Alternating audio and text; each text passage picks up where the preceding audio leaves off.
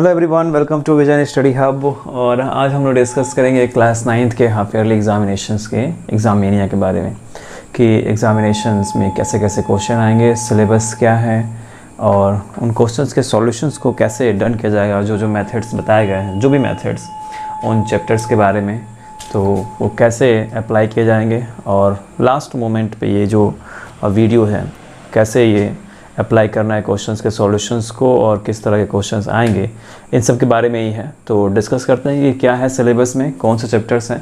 तो बहुत ध्यान से देखिएगा वीडियो को, ये बहुत ही हेल्पफुल होने वाला है आप लोगों के लिए एग्जामिनेशंस के लिए, हाफ ईयरली एग्जामिनेशन में। तो बात करें अगर हाफ ईयरली एग्जामिनेशन के सिलेबस की, तो सिलेबस ये है आपका, यहाँ पर मैंने नोटिफाइड कर रखा है 1 2 3 4 5 6 चैप्टर है। अब ये 6 चैप्टर अलग अलग वहाँ पे लिए गए हैं सिलेबस से। ये ऐसा नहीं है कि नंबर सिस्टम तो पहला चैप्टर है, ठीक है, पॉलिनोमियल सेकंड है, coordinate geometry third number chapter पढ़ता है। बट ऐसा नहीं है कि लाइन्स एंड एंगल्स ही आपका 4th चैप्टर है, लाइन्स एंड एंगल्स आपका 6 नंबर चैप्टर पढ़ता है, ट्राइंगल्स आपका 7 नंबर चैप्टर पढ़ता है और हेरन्स फार्मूला आपका 12 नंबर चैप्टर पढ़ता है। फिलहाल यहाँ पे 6 नंबर चैप्टर, यही टोटल 6 जो हैं चैप्टर्स आपके आने वाले हैं हाफ ईयरली एग्जामिनेशन में और इसी से रिलेट करते हुए क्वेश्चन आएंगे। नेक्स्ट टॉपिक आता है आपका कि किस तरह के क्वेश्चन हर एक चैप्टर से आने वाले हैं। तो जो टॉपिक्स होंगे इसमें उसमें से डिलीटेड टॉपिक्स जो हैं, डिलीटेड टॉपिक्स उनसे रिलेट करते हुए क्वेश्चन नहीं आएंगे। बट हाँ, अगर उनसे एमसीक्यू की तरह क्वेश्चन बन सकता है तो वहाँ से वो क्वेश्चन एमसीक्यू की तरह आएगा। बट डिलीटेड टॉपिक्स में प्रूव करने के लिए या फाइंड करने के लिए वैल्यूज़ हैं, उस तरह से क्वेश्चन नहीं आएंगे। एमसीक्यू यानी कि उनके स्टोरेज टाइप या लॉजिक्स जो भी कंडीशंस हैं, तो उनसे अगर एमसीक्यू तरह से क्वेश्चन बन सकता है तो वहाँ से क्वेश्चन आने मस्ट है, वो आएंगे। ये आप लोगों को नहीं भूलना, याद रखना आप सभी इस बात को। बात करते हैं नंबर सिस्टम की। तो नंबर सिस्टम में रिप्रेजेंटेशन ऑफ रियल नंबर्स, ठीक है, ऑफ रियल नंबर्स का रिप्रेजेंटेशन ऑन नंबर लाइन, ठीक है, याद रखिएगा, नंबर लाइन पर रियल नंबर्स का रिप्रेजेंटेशन जैसे होता है वहाँ से कंटेंट से क्वेश्चन आ सकते हैं एमसीक्यू टाइप में। ध्यान रहे, एमसीक्यू टाइप में, सब्जेक्टिव तो नहीं कहूँगा मैं, एमसीक्यू टाइप में वहाँ से क्वेश्चन आता है रिप्रेजेंटेशन से। दूसरा, इसी की हम बात कर रहे हैं फिलहाल, और लोगों की नहीं बात कर रहे हैं, नंबर सिस्टम की बात कर रहे हैं। रेशनल नंबर फाइंड करना, 2 रेशनल नंबर दिए जाएंगे तो 2 रेशनल नंबर के बीच का रेशनल नंबर फाइंड करना, और उसमें कंडीशन दी जाती है कि 2 रेशनल नंबर फाइंड कीजिए, 2 rational number, 3 rational number, 4 rational number, ऐसे फाइंड करने के लिए क्वेश्चन दिया जाता है। तो वहाँ से एमसीक्यू और सब्जेक्टिव दोनों तरह के क्वेश्चन जो है बन सकते हैं, यानी कि आप कह सकते हैं ऑब्जेक्टिव और सब्जेक्टिव में एमसीक्यू यहाँ पे रिप्रेजेंट कर रहा हूँ। तो 2 रेशनल नंबर्स के बीच का रेशनल नंबर फाइंड करना। फिर laws of exponent, laws of exponent जो है यहाँ से कंडीशन बनती है, ठीक है, यहाँ से क्वेश्चन बनता है फाइंड करने के लिए, वैल्यू फाइंड करने के लिए क्वेश्चन बनता है, और रिप्रेजेंट करने के लिए, दिखाने के लिए, शो किया जाता है कि वैल्यू कैसे आती है, और एक्सपोनेंट के जो लॉ होते हैं उसके बेसिस पे क्वेश्चन यहाँ पे फॉर्म होते हैं। तो इसको आपको रिवाइज कर जाना है, लॉज ऑफ एक्सपोनेंट, ये बताया था मैंने, इसके वीडियोज़ आप लोगों को मिलेंगे इसी चैनल पे। तो लॉज ऑफ एक्सपोनेंट से क्वेश्चन बनेंगे और रियल नंबर से, और इनका जो कॉन्सेप्ट है, कॉन्सेप्ट से एमसीक्यू टाइप का क्वेश्चन बनता है। जैसे कि कॉन्सेप्ट है तो उसमें ब्लैंक्स कर देना, स्टेटमेंट में कोई वर्ड को मिस करके वहाँ से ब्लैंक्स कर देना, या ट्रू फॉल्स करके क्वेश्चन को दे देना, या मैच द फॉलोइंग करके क्वेश्चन को वहाँ पे दिखा देना। तो उस तरह से भी क्वेश्चन जो है बनता है एमसीक्यू टाइप में। बात समझ में आ गया आप सबको? एमसीक्यू में वर्ड को मिसिंग करके ब्लैंक्स बना देना, फिल इन द ब्लैंक्स हो जाएगा आपका, ट्रू फॉल्स की तरह बनेगा और मैच द फॉलोइंग की तरह भी बनेगा। जो भी कॉन्सेप्ट है स्टोरी टाइप में, उसकी कॉन्सेप्ट है, लॉजिकल है, थियरीज़ हैं, वहाँ से क्वेश्चन इस तरह के बनते हैं। ये सब तो कैलकुलेशन वाली चीज़ें हैं, कैलकुलेशन में भी एमसीक्यू से बन सकता है, क्या ये स्टेटमेंट सही है, is this statement are correct or not, ऐसे भी क्वेश्चन वहाँ पे बनते हैं इस तरह से। तो नंबर सिस्टम में ये कुछ टॉपिक्स हैं जहाँ से क्वेश्चन बनने की बहुत ही ज़्यादा संभावना है। तो इस तरह के क्वेश्चन को सॉल्व करने के लिए एग्जामिनेशन में आपको प्रॉब्लम ना हो, इन सब टॉपिक्स को रिवाइज कर जाना है आपको, ठीक है, जैसा भी मैंने बताया था इस वीडियोस में, इस चैप्टर्स के, तो उनको आपको रिवाइज कर जाना ताकि आपको इन क्वेश्चन को सॉल्व करने में कोई मुश्किलें ना आए। इसमें एक टॉपिक ऐसा था कि इरेशनल नंबर प्रूफ करने वाला कंडीशन था कि प्रूफ कीजिए कि √2 इज इरेशनल नंबर, या इरेशनल नंबर जो भी है 5 + 3√2, ठीक है, 5 + 3√2 ये इरेशनल है, ऐसा प्रूफ कीजिए। ये ऐसे क्वेश्चन नहीं आएंगे, ठीक है, क्योंकि ये तो ऑलरेडी डिलीटेड हो गया है, तो इस तरह के क्वेश्चन नहीं आने वाले हैं। तो इसको आपको उतना ज़्यादा स्टडी करने की जरूरत नहीं, क्योंकि प्रूफ करने का स्टेटमेंट है, यहाँ पे प्रूफ किया जाएगा इसको, बट प्रूफ करने वाला क्वेश्चन उधर नहीं आने वाला। सब्जेक्टिव में, एमसीक्यू में तो होना ही नहीं, सब्जेक्टिव की बात हो रही है, बट ये डिलीटेड है तो इसलिए ये नहीं आने वाला। हाँ, रेशनल नंबर्स के ऑपरेशंस जो हैं रियल नंबर्स पे, उससे क्वेश्चन आएंगे, ऑपरेशन ऑन रियल नंबर्स, ठीक है, ऑपरेशंस के बारे में। तो ऑपरेशनल जितने क्वेश्चंस होंगे वहाँ से उस टॉपिक से क्वेश्चन बनेंगे। बात समझ में आ रही है आप लोगों को? नंबर सिस्टम में यही कुछ टॉपिक्स हैं जहाँ से क्वेश्चन बनेंगे, और इन क्वेश्चंस को सॉल्व करने के लिए आपको इन टॉपिक्स को रिवाइज करना होगा बहुत ही बेहतर तरीके से। तो आज ही से लग जाइए रिवाइज करने में। अब बात करते हैं सेकंड जो चैप्टर है इसमें, पॉलिनोमियल्स, उसके बारे में। तो यहाँ पे पॉलिनोमियल्स जो हैं इन वन वेरिएबल, वहाँ से पहचान करने के लिए क्वेश्चन आएगा कि पॉलिनोमियल्स के टाइप्स के बारे में बात की जाती है। टाइप्स से क्वेश्चन आता है कि किस टाइप का क्वेश्चन वो पॉलिनोमियल है, एग्जांपल्स दे दिए जाएंगे और कहा जाएगा किस तरह का है, पहचानिए, उसके ऑप्शंस दिए जाएंगे एमसीक्यूज में। तो एक टॉपिक तो यही हो गया वन वेरिएबल, इस टॉपिक से क्वेश्चन आना है। 2 वेरिएबल 3 वेरिएबल नहीं दिखाएगा आपको, 1 वेरिएबल के बारे में ही जानना है।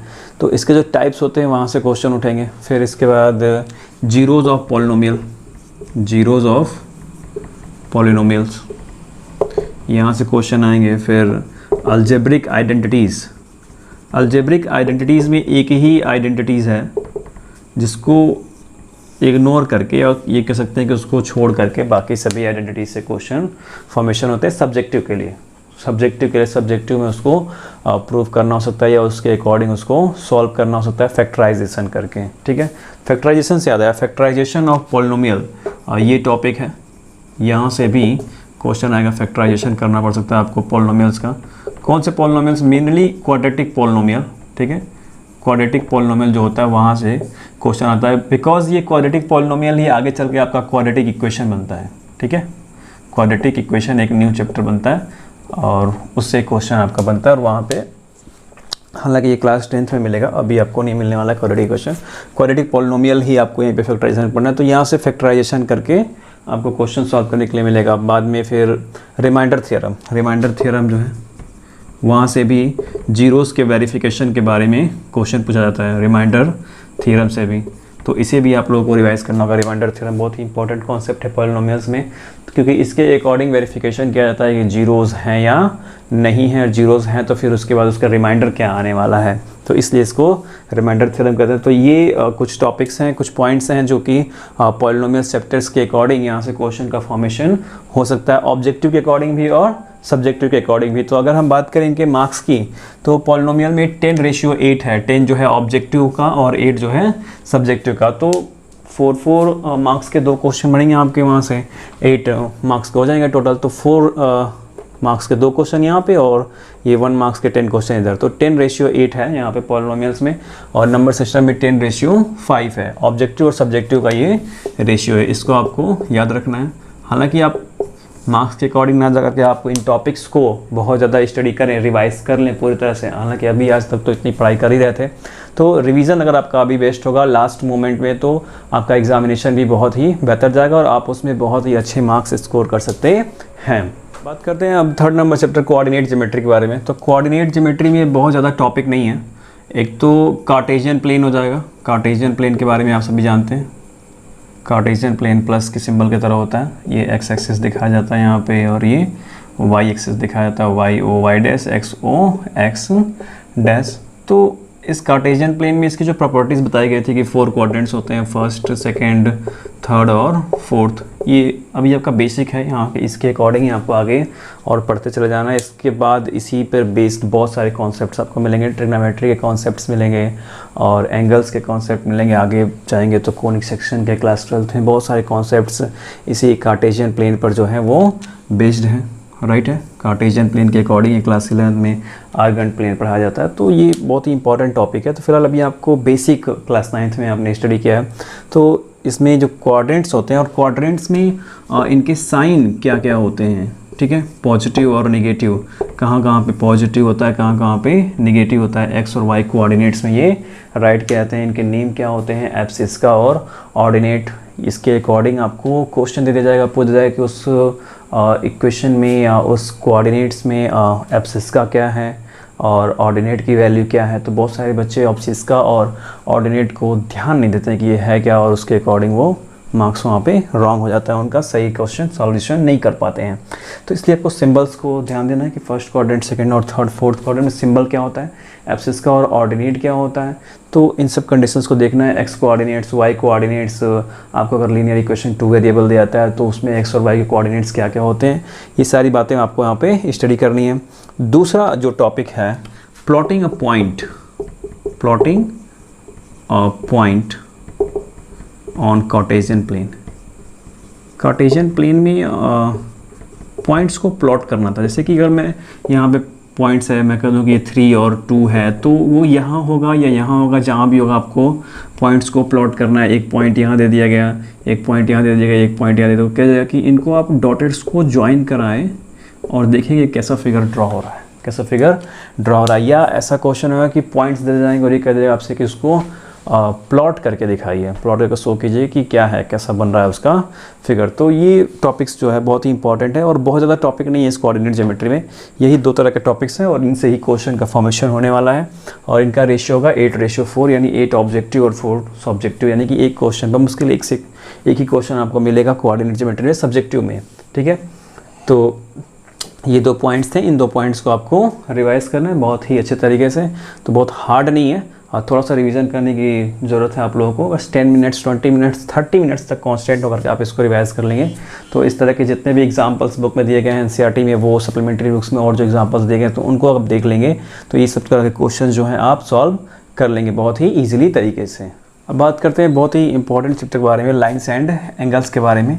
और इस चैप्टर से 12 और 5 का रेशियो है, यानी कि 12 ऑब्जेक्टिव 5 सब्जेक्टिव, इस तरह के इतने मार्क्स के क्वेश्चन आने वाले हैं लाइन्स एंड एंगल्स में से। और किस तरह के आएंगे अब हम उसके बारे में डिस्कस करेंगे लाइन्स एंड एंगल्स में, टॉपिक्स के बारे में। यानी कि अगर फर्स्ट टॉपिक की बात करें तो बेसिक टर्म्स जो आपको दिए गए हैं यहाँ पे इस चैप्टर में, बेसिक टर्म्स एंड डिफिनेशंस। तो यहाँ से MCQ के क्वेश्चन बनते हैं, ध्यान दीजिएगा। बेसिक टर्म्स एंड डिफिनेशन से MCQ टाइप का, क्योंकि थिएट्रिकल है, थिएट्रिकल में लैंग्वेज दिया है, बहुत सारी कंडीशंस, लॉजिक, स्टोरीज दी गई हैं, तो वहाँ से MCQ टाइप का क्वेश्चन बनता है।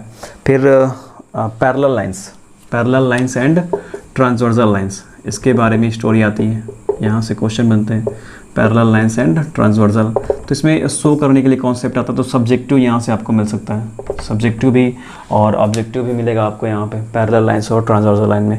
और जब पैरेलल लाइंस ट्रांसवर्सल बनता है तो यहाँ पे कई सारी कंडीशंस बनती हैं। एंगल्स का वो होता है, फॉर्मेशन होता है, जैसे कि कोरस्पॉन्डिंग एंगल्स और वो क्या बोलते हैं उसको, अल्टरनेट इंटीरियर एंगल्स और वर्टिकली अपोजिट एंगल्स। तो उनकी कंडीशन होती है। जब आपको ये पैरेलल लाइंस यहाँ पे ड्रॉ कर दी जाती है, ट्रांसवर्सल लाइन आती है, तो एंगल का जो फॉर्मेशन होता है ये इक्वल होते हैं थियरम के हिसाब से। थियरम आपको रिवाइज कर जाना है, ठीक है, कि कोरस्पॉन्डिंग एंगल्स इक्वल होंगे, अल्टरनेट इंटीरियर एंगल्स होंगे, ये अल्टरनेट इंटीरियर एंगल है क्रॉस करके, ठीक है। फिर अल्टरनेट एक्सटीरियर एंगल की कंडीशन होती है, डन है। अल्टरनेट एक्सटीरियर एंगल आपको देखना है ये और ये, फिर ये और ये exterior angle, corresponding angles equal होते हैं। और इसके बेसिस पे एक क्वेश्चन दिया था एक्स और वाई की वैल्यू को फाइंड करने के लिए। अल्टरनेट इंटीरियर एंगल्स, यहाँ एक्स दे देगा, यहाँ 50 दे देगा, तो एक्स की वैल्यू 50 है, इस तरह की कंडीशन पूछ देता है। यहाँ पे क्वेश्चन देता है वाई, इसकी वैल्यू कितनी होगी, इस तरह का क्वेश्चन आपसे पूछा जा सकता है पैरेलल लाइन्स और ट्रांसवर्सल लाइन में। नॉन पैरेलल लाइन से भी क्वेश्चन पूछे जाते हैं, नॉन पैरेलल लाइन से लॉजिक वाइज वहाँ से MCQ तरह का, यानी ऑब्जेक्टिव का क्वेश्चन नॉन पैरेलल लाइन से भी पूछा जाता है। तो यहाँ से भी क्वेश्चन बनने की बहुत ज़्यादा संभावना है ऑब्जेक्टिव में, ठीक है, नॉन पैरेलल लाइन से। थियरम आप लोगों को थोड़ा सा स्टडी करना है। मैं ये नहीं कहूँगा कि थियरम ही पूरा आ जाएगा आप लोगों को प्रूव करने के लिए, बट हाँ उस थियरम के बेस्ड पर क्वेश्चन में आएगा कि आप शो करना है, आपको शो करना होगा, दिखाना होगा सब्जेक्टिव में। और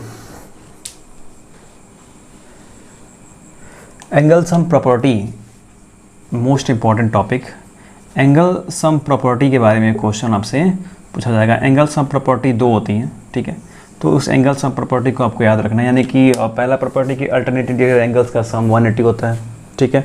दूसरी बात कि एक्सटीरियर एंगल जो होता है वो किसी ट्रायंगल के अपोजिट 2 इंटीरियर एंगल्स के सम के इक्वल होता है। तो 2 प्रॉपर्टीज होती है, उसके बेसिस पे क्वेश्चन आपसे पूछा जाएगा प्रूफ करने के लिए, यानी कि सब्जेक्टिव में शो करने के लिए आपसे क्वेश्चन वहाँ से पूछा जाएगा। फिर lines parallel to the same line, ठीक है, lines parallel to the same line, ये भी एक बहुत ही इंपॉर्टेंट टॉपिक है, यानी कि दो लाइनें होती हैं कुछ इस तरह से, ये दो है, ये एक इसमें से तीसरा बना देते हैं, तो ये कहें कि ये लाइन जो है इसके पैरेलल है और ये इसके पैरेलल है, तो प्रूव किया जाएगा कि ये इसके पैरेलल है। तो इस तरह का क्वेश्चन वहाँ पे फॉर्मेशन में आता है, वहाँ से एमसीक्यू भी फॉर्म होता है। तो ये कुछ इंपॉर्टेंट टॉपिक्स हैं लाइन्स एंड एंगल्स के, इसी को आपको रिवाइज करना है। थियरम्स हैं इसमें, थियरम्स को आपको बहुत ही बेहतर तरीके से रिवाइज करना है, ताकि उसके बेसिस पे जो एमसीक्यू या यूँ कहें ऑब्जेक्टिव और सब्जेक्टिव दोनों तरह के क्वेश्चन के फॉर्मेशन होते हैं, तो उसको आपको सॉल्व करने में कोई दिक्कत ना आए। सो स्टूडेंट्स, आप लोग लग जाइए आज से ही और इनकी तैयारी में, ताकि ये टॉपिक्स अभी आपके मतलब कोई डाउट इसमें ना हो। अब बात करते हैं ट्राइंगल्स के बारे में। ट्राइंगल्स बहुत ही इंपॉर्टेंट चैप्टर है आप लोगों के लिए। इसमें कॉन्ग्रुएंसी ऑफ ट्राइंगल्स, ठीक है, कॉन्ग्रुएंसी ऑफ ट्राइंगल्स इस टॉपिक से आता है। कॉन्ग्रुएंसी दिखाने के लिए, दो ट्राइंगल्स को कॉन्ग्रुएंस दिखाने के लिए, तो कॉन्ग्रुएंसी आपके दिखाई जाती है शेप एंड साइज के अकॉर्डिंग। शेप भी इक्वल होना चाहिए, साइज भी बिल्कुल सेम होना चाहिए, तभी दो ट्राइंगल्स क्या होते हैं, कॉन्ग्रुएंस होते हैं। और दूसरा टॉपिक है इसका क्राइटेरिया। क्राइटेरिया होता है इसमें, क्राइटेरिया बटा हुआ है कि इतने क्राइटेरिया के अकॉर्डिंग दो ट्राइंगल्स जो है वो कॉन्ग्रुएंस हो सकते हैं। 5 टाइप के होते हैं, 1 2 3 4 5, side angle, side angle, angle side, triple S, ये सब चीज़ें होती हैं। तो ये 5 टाइप के क्राइटेरियाज जो होंगी, इनको आपको स्टडी कर जाना है और उनके अकॉर्डिंग आपको देखना है बहुत सारे एग्जांपल्स को और सभी सॉल्यूशन को जो एनसीईआरटी में दिए गए हैं, सप्लीमेंट्री में भी जो होंगे उनको भी आप चेकआउट कर सकते हैं, ताकि किसी के भी बेसिस पे इन 5 टॉपिक्स में से किसी भी तरह का क्वेश्चन अगर आपको माइंड में थोड़ा सा भी याद रहेगा और एग्जामिनेशन में पेपर में आता है, तो आप उसको देख करके माइंड को थोड़ा सा प्रेस करेंगे तो वो चीज़ें याद आ जाती हैं और फिर आप उसको सॉल्व कर सकते हैं। क्राइटेरिया के बाद आपका आएगा कुछ और स्पेशल क्राइटेरियाज आते हैं, जैसे कि आरएचएस रूल, ठीक है, आरएचएस रूल आएगा। आरएचएस रूल को आपको रिवाइज कर जाना, आरएचएस रूल से इंपॉर्टेंट क्वेश्चन होते हैं, वहाँ पे आते हैं और उसके अकॉर्डिंग दो ट्राइंगल्स को कॉन्ग्रुएंस दिखाया जाता है। तो कॉन्ग्रुएंसी ऑफ ट्राइंगल्स में शो करने वाले क्वेश्चंस। और बात करें इसके ऑब्जेक्टिव के बारे में, ऑब्जेक्टिव से 12 नंबर का क्वेश्चन यहाँ पे फॉर्म होता है। तो ऑब्जेक्टिव, तो जो इसकी थिएट्रिकल कंडीशन है, जो उसमें स्टोरीज दी गई हैं, तो वहाँ से ब्लैंक्स को फिल करने वाली कंडीशन, मैच द फॉलोइंग और ट्रू फॉल्स वाली बातें वहाँ पे बहुत सारी आती हैं ऑब्जेक्टिव वाले में। तो आपको उस स्टेटमेंट्स, जो भी स्टेटमेंट्स दिए गए हैं, जो भी लॉजिक्स दिए गए हैं, थियरीज दी गई हैं, उनको आपको अच्छे से स्टडी करना है, ताकि आप उनमें से बातों को भूलें ना। बात समझ आ रही है आप लोगों को? क्राइटेरियाज़ के अकॉर्डिंग भी और कॉन्ग्रुएंसी जो दिखानी है उसके अकॉर्डिंग भी वहाँ पे छोटी से छोटी बात जो है आपको वहाँ पे माइंड करनी, ताकि उन छोटी ही बातों से ऑब्जेक्टिव क्वेश्चन फॉर्मेशन होते हैं। तो अगर आप उनको इग्नोर कर देंगे तो फिर प्रॉब्लम हो जाएगी, मार्क्स वहाँ पे आप गेन नहीं कर पाएंगे। तो आपको इन सब बातों को ध्यान देना है। क्राइटेरियाज़ वाली कंडीशन में यहाँ पे थियरीज़ हैं, थियरीज़ के बेसिस पे ही ये सारी बातें की जाती हैं। स्टूडेंट्स ध्यान देना, थियरी से ही जो है क्वेश्चन का फॉर्मेशन होता है, एमसीक्यू तरह के क्वेश्चन का फॉर्मेशन। तो आपको इन सब बातों को ध्यान देना है। बात समझ में आ रही है आप लोगों को? आरएचएस रूल, क्राइटेरिया जितने हैं उनसे कॉन्ग्रुएंसी ऑफ ट्राइंगल्स जो हैं उतने, और जो टॉपिक डिलीटेड हैं ट्राइंगल से या डिलीटेड अगर होंगे तो उनसे नहीं आने वाले। डिलीटेड नहीं हो तो कोई बात ही नहीं, जितने टॉपिक्स हैं मैंने बताया भाई यहाँ पे उनसे क्वेश्चन का फॉर्मेशन होना है। किस तरह क्वेश्चन का फॉर्मेशन होना है वो सभी बातें मैंने आप लोगों को यहाँ पे बता ही दी। अब बात करते हैं last number topic, herons formula के बारे में। हेरन्स फार्मूला का वीडियो आपको इसी में मिल जाएगा। जो रिलेटेड टॉपिक्स है उसका नहीं मिलेगा, बट जो सिलेबस में है आपके वो मिलेगा। तो इसमें 2 ही एक्सरसाइज हैं, मेनली आपके 2 एक्सरसाइज हैं, जिसमें से 1 ही आपको पास आना है, ठीक है, 1 ही सॉल्व करना है। अब 1 में क्या है कि एरिया ऑफ ट्राइंगल जो फाइंड किया जाता है, किसके बेसिस पे? Basis of sides, basis of sides के अकॉर्डिंग क्वेश्चन का फॉर्मेशन होता है। क्या होता है ये आपका ब्रैकेट अंडर रूट में s into S minus A into S minus B into S minus C. यहाँ पे ए बी सी क्या है? ट्राइंगल्स के साइड्स हैं, ठीक है, और s क्या है? सेमी पैरामीटर है इन्हीं ए बी सी का, साइडों का, ठीक है, सेमी पैरामीटर होता है। तो यहाँ से आपको एरिया ऑफ ट्राइंगल फॉर्म करने के बारे में पूछा जाएगा।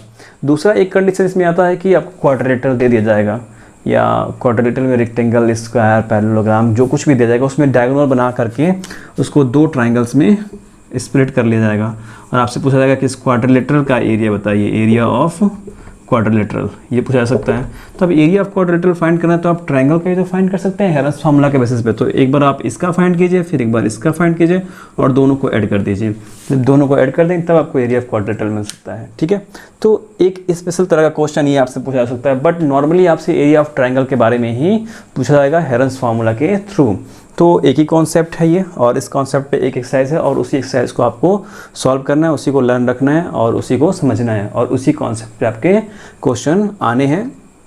इसमें हाफ ईयरली एग्जामिनेशन में 8:4 है इसका, तो याद रखिएगा 8 ऑब्जेक्टिव और 4 यानी कि एक क्वेश्चन आपसे ही मिलेगा एरन्स फार्मूला में सब्जेक्टिव में, ठीक है। तो सब्जेक्टिव आपका 5 8 4 5 5 4 ऐड कर लीजिए, कितने मार्क्स होते हैं 10 10 8 12 और 8, इन्हें ऐड कर लीजिए, कितने मार्क्स होते हैं, आई थिंक 60-30 का रेशियो होगा, इसी करीब में आपके आने वाले हो, ठीक है। तो हाफ ईयरली एग्जामिनेशन की प्रिपरेशन आप इन्हीं टॉपिक्स के अकॉर्डिंग करें और रिवीजन करें, एग्जाम्पल्स को सॉल्व करें, क्वेश्चंस को सॉल्व करें, सप्लीमेंट्री बुक्स की भी हेल्प ले सकते हैं, एनसीईआरटी की भी हेल्प ले सकते हैं, जहाँ से भी आपको जितना भी मिले, जो भी सोर्सेज, आप इन टॉपिक्स के अकॉर्डिंग रिवाइज कर लें और रिवीजन के आफ्टर दैट आप एग्जामिनेशन में पार्टिसिपेट करें। पार्टिसिपेशन में आपके फुल मार्क्स आएंगे अगर आपके सारे कॉन्सेप्ट रेडी हैं तो।